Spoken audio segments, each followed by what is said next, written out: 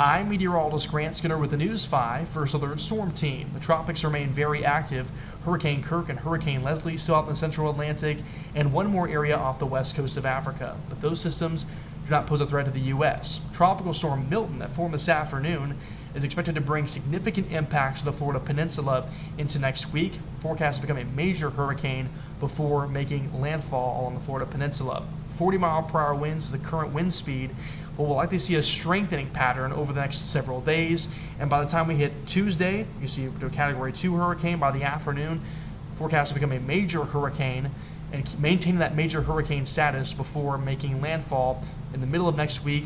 Current cone having that on Wednesday. But we'll see changes in the path and the intensity as the system becomes better organized and we get information from the hurricane hunters and from the National Hurricane Center. So stay tuned to updates on that cone and the overall intensity, but the impacts are what we're most worried about. You'll see this model guidance showing, again, most models are in pretty good consensus. This is going to make landfall along Florida's west coast, the majority of them near the Tampa area, with surge being a huge issue. Also, inland flooding is going to be a problem. You'll see some areas 5 to 7 inches with some isolated higher amounts. So make sure you have that hurricane safety plan already ready to go.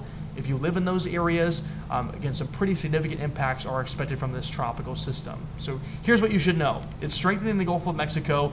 We're going to see further strengthening. It could become a major hurricane before making landfall along the Florida peninsula. And again, this means more problems for the Florida peninsula, areas around central and south Florida that already felt impacts from Helene not long ago.